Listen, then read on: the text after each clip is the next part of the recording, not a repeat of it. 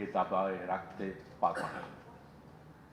প্রমাণিত হয়েছে 9 মাসের যুদ্ধের মধ্য দিয়ে আমাদের স্বাধীনতা, এবং পরবর্তীকালে আজকের বাংলাদেশ যখন বিশ্বের বুকে মাথা উঁচু করে দাঁড়াচ্ছে, তখন প্রমাণিত হচ্ছে যে বাংলাদেশের অদম্য এই অগ্রযাত্রা কোনোভাবেই দামিয়ে রাখা যায় না। কারণ এদেশের মানুষ দেশকে ভালোবাসে, এদেশের নেতৃত্ব দেশকে ভালোবেসে জনগণকে সাথে নিয়ে বাংলাদেশকে তার অভিষ্ট লক্ষ্যে পৌঁছে দেওয়ার জন্য প্রত্যয় আছে।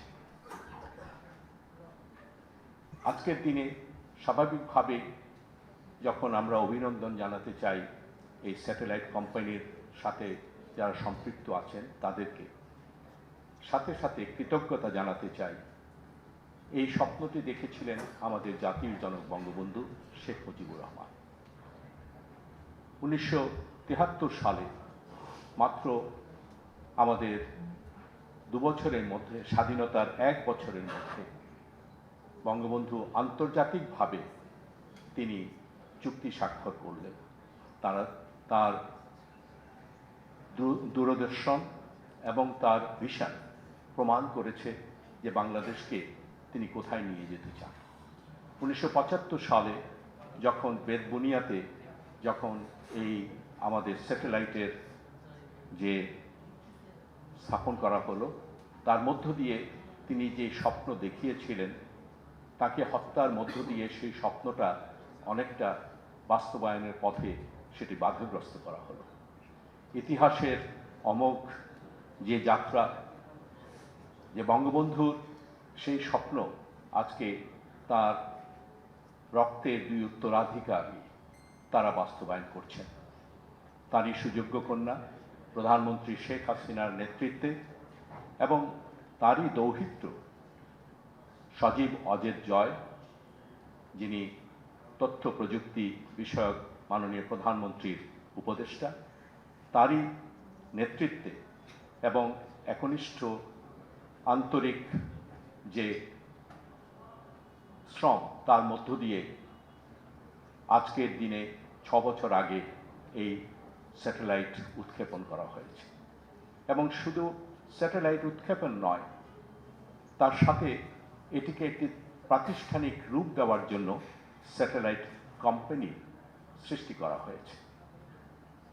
আজকে যিনি সভাপতিত্ব করছেন জনাব শাহজাহান মাহমুদ সাহেব, তিনি এই স্যাটেলাইট কোম্পানির প্রথম চেয়ারম্যান এবং সিইও হয়েছেন। এবং আজকের যিনি এখানে বিশেষ অতিথি হিসাবে উপস্থিত আছেন, ডাক, টেলিযোগাযোগ এবং তথ্য প্রযুক্তি বিষয়ক মন্ত্রণালয়ের মন্ত্রী জনাব জুনায়েদ আহমেদ পলক সাহেব, তিনিও এই উৎক্ষেপণের সাথে তার যে সংশ্লিষ্টতা, সেটিও আমরা কৃতজ্ঞতার সাথে স্মরণ করি। যিনি প্রধান অতিথি হিসাবে আজকে বক্তব্য রেখেছেন, সেই সময়ে তিনি আমাদের তথ্যমন্ত্রী ছিলেন এবং জনাব হাসান মাহমুদ সাহেব, তিনি এই প্রক্রিয়ার সাথে প্রথম থেকেই জড়িত থেকে সফল উৎক্ষেপণ পর্যন্ত তিনি এর সাথে সংশ্লিষ্ট। উন্নত দেশ আছে, তারাও এখন পর্যন্ত কিন্তু স্যাটেলাইটের এই উৎক্ষেপণে তারা যেতে পারেনি। তাই শুধুমাত্র লাভ লোকসান দিয়ে এর মূল্যায়ন করাটা ঠিক হবে না। কতটুকু সার্ভিস আপনি দিচ্ছেন দেশের ভিতরে এবং দেশের বাইরে, তার উপরে নির্ভর করবে আমাদের এই স্যাটেলাইট কোম্পানির সফলতা এবং সার্থকতা। সব কিছু লাভ লোকসান দিয়ে মূল্যায়ন করা যায় না। আমরা বাংলাদেশ পেয়েছি, বাংলাদেশের অনেক খাতে মাননীয় প্রধানমন্ত্রী কিন্তু সাবসিডি দিয়ে থাকেন দেশের মানুষের কল্যাণের জন্যে, দেশের মানুষের উপকারের জন্যে এবং দেশের ভাবমূর্তি সৃষ্টি করার জন্যে। স্যাটেলাইট কোম্পানি আমি মনে করি একটি কোম্পানি বটে, কিন্তু এর লাভ লোকসানের মধ্য দিয়ে এর মূল্যায়ন বা এর সার্ভিসের মূল্যায়ন করাটা সঠিক হবে বলে আমি মনে করি না।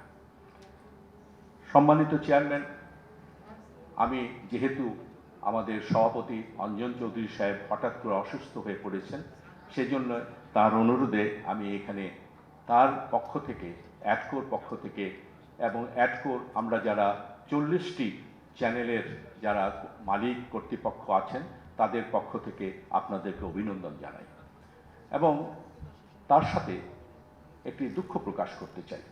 সেটি হলো আজকের এই অনুষ্ঠানটি আপনি নিশ্চয়ই স্বীকার করবেন যে দেশের ভিতরে টেলিভিশন চ্যানেলের সবচেয়ে বড় আপনাদের গ্রাহক, অর্থাৎ 40টি চ্যানেল আপনাদের গ্রাহক এবং আমরা প্রতিনিয়ত আপনাদেরকে যে সার্ভিস চার্জ সেটি আমরা প্রদান করছি। এমনকি যখন কোভিডের সময় সারা দেশে প্রণোদনা দেওয়া হয়েছিল তখনও কিন্তু আপনাদের এই সার্ভিস চার্জ থেকে এই টেলিভিশন চ্যানেলগুলোকে অব্যাহতি দেওয়া হয়নি। আজকে এখানে মাত্র আমি উপস্থিতি দেখতে পাচ্ছি কয়েকজন 3-4 জন চ্যানেল ওনার এবং তাদের জন্য উপযুক্ত বসারও ব্যবস্থা রাখেন, তাদের অনেকে পিছনে বসে আছেন।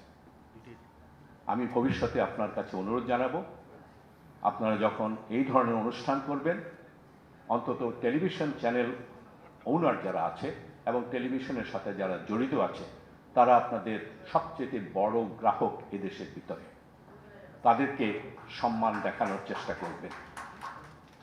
এখানে বিদেশি চ্যানেল এর যারা এসছেন গ্রাহক হিসাবে তারা বক্তব্য রেখেছে, আর দেশের ভিতরে আমার যারা টেলিভিশন চ্যানেলের মালিক আমি মাত্র 1-2জনকে দেখতে পাচ্ছি, অনেকে চলে গিয়েছেন কারণ তাদের বসার উপযুক্ত ব্যবস্থা ছিল না বলে। ভবিষ্যতে আমি আপনাকে অনুরোধ করব আপনারা যেন এই টেলিভিশন চ্যানেল ওনারদেরকে অন্তত আপনাদের এই ধরনের অনুষ্ঠানে যেন সম্মানিত করতে পারেন। আমি আমার বক্তব্য আর দীর্ঘায়িত করতে চাই না, পলক সাহেবকে একটি ধন্যবাদ দিয়ে শেষ করতে চাই। তিনি বয়সে অনেক নবীন এবং তার ভিতরে একটা ডাইনামিজম আছে, প্রত্যয় আছে। তিনি দায়িত্ব পাওয়ার পরে আমি মাত্র কয়েকদিন আগে দেখলাম যে আমাদের যে ডাকঘরগুলো আছে, আমরা জানি এক সময় প্রযুক্তির কারণের জন্য